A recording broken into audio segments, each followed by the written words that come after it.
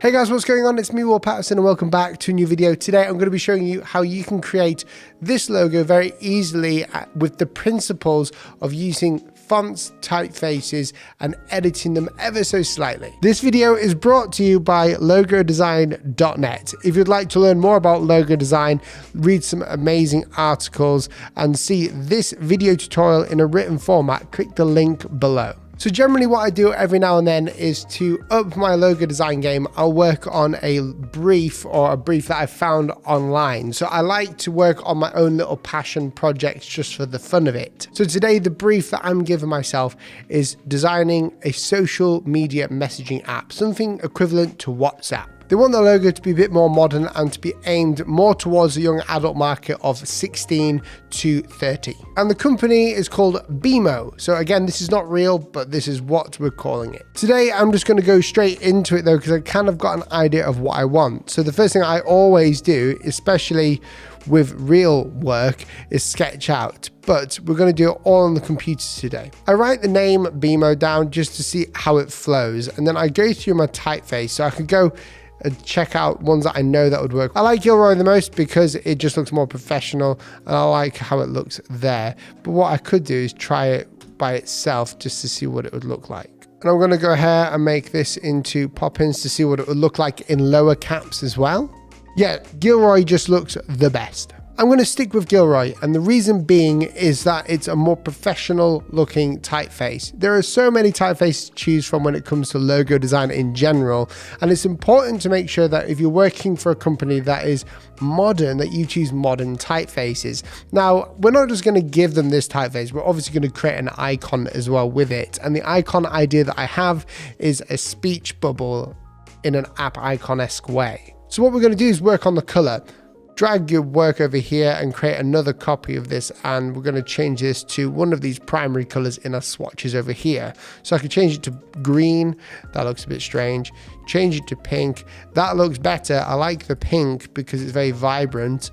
And we're going to change it to probably a purple, so something like this. And I think I like the purple the most. Now, obviously, when you're creating logo designs for clients, you would not follow this process.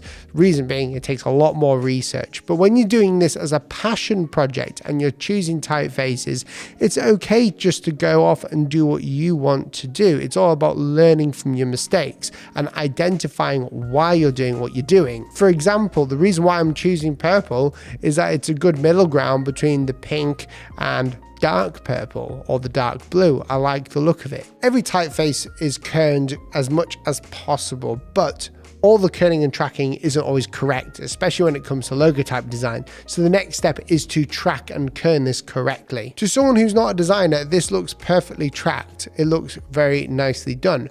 But to me, as someone who works with logo types and typefaces all the time, I can see there's a few parts in here that aren't correct. So what I'm going to do is we're going to alt drag this up to copy it so I have a reference. It's very important to keep a reference of all the work that you've done so you can see where you've gone wrong when you ultimately will at some stage. And it's also nice just to look at when we go back through and see the evolution of a logo. So I'm going to zoom in, but not too far. And it's important to be quite far away from the logo as well when you're doing this. And we're going to use the type tool, click inside, and we're going to use the Alt or Option and the arrow keys. What this will do is it will change the kerning one step at a time. So I'm going to make sure that all the type is kerned correctly as it goes through here. So I can see the A looks a bit strange towards the E. So I've moved that in. And then the O, I think I like the look of that. I'm going to move it in, and don't worry if it looks a bit strange, you can move it out after. But I'm sort of going through it all, making sure that it works correctly. Then I can zoom out. And if I zoom out, it's a really good way of working out whether your kerning is correct. Now, kerning for a logo type rather than a whole font is so important, and it's actually a bit more important than some people think. Reason being is that font that you're using for that logo has to work as one word. Normally, type designers would do the overall kerning, which is a huge process to do, which is going through every single letter and making sure that the spacing between each letter is relatively the same name to our eyes. When it comes to logo type design, it's even more important because we're working on the logo itself, and we need to make sure that this is readable when it's small, when it's big, and that it doesn't look like there's any obvious mistakes. For instance, here, the A, as I've looked away, is a bit too far in, so I'm moving it out. But again, it looks a bit too far out now. So the difference here, you can see, if I bring this out to you, there's a massive difference. You may not be able to see it, but I've tightened the kerning up ever so slightly, and this could change in the future. Now, the ultimate thing about typographic logos is to change something about the type, and I think there's a lot of creative ways of doing it, but you only want to do something subtle. Logo designs don't really want massive changes to them, otherwise it just doesn't look modern or professional. So there's something that I normally do, which is go through a little system. The first step I'm going to do is press Command Shift and O, and that will outline the typography to be shapes. The difference between the shapes and the type is now this is no longer editable type, so I can't just write something inside it or change the tracking or kerning, but I see these as vector shapes now. Now, the first thing I'm going to do is go ahead and bring this arrow down here, or this part of it down ever so slightly. Now, I like the slant there, and it gives it a bit more of a unique look, and all I did was move something ever so tiny down. So now that I've got the actual type, I've worked out what it should look like. This gives me inspiration for the next part, which is the icon. So whenever I'm creating an icon to go with a logo type, I always try to keep it as obvious as possible within the context. So for this, it is a social messaging platform. So it's basically social media. It's kind of like WhatsApp, but I'm just going to go ahead and create a chat bubble and see what we can do with that. So my idea would be to create a square kind of like this and create it into a stroke. I'm going to up the stroke quite a bit so it matches with the type weight. And then I'm going to go ahead and create a chat bubble if possible, by going ahead and going to all these corners with my direct selection tool and dragging them in so it goes nice and bubbly. Now, I need the chat bubble to come down ever so slightly here so it looks like someone's speaking. So I'm going to go ahead and press plus, highlight my work here, create another anchor point, which will give me a point where I can come down like this and basically create this bubble. And then I'm going to go ahead and organize this again. So I'm going to force this to work the way I want it by just editing the bubble slightly. And I'm taking the curves away to make it easier for me to edit. Now, the problem we have here is the stroke is in the center of our Bezier path. I'm going to go up to stroke up here, and then I'm going to go ahead and press align the stroke to the inside because I like the look of it being in the inside more. And then I'm going to go ahead and edit it. Now, what I'm looking for here is basically an icon-esque way of doing this. So I'm making sure that it looks and fits like an icon, and it takes time to do this, but I'm pretty sure most people will be able to identify it quite quickly. Okay, so I like the look of that. Now I'm going to go ahead and change the stroke to go up a bit, and I'm going to scale this down. I'm even going to just bring this in ever so slightly because I like it to be kind of like that. I want it to be like a very bubbly, minimalistic kind of chat bubble. So you may think that that looks cool, and I think it does, but I want to make sure it works on an app icon. So the first thing I would do is create a square, kind of like so, round the corners, kind of like on Apple, bring this in, making sure it fits within the entirety of it. And that kind of works. It fits the shape pretty well. So I'm going to go ahead and keep that up here as a reference to how well it works inside of an app icon.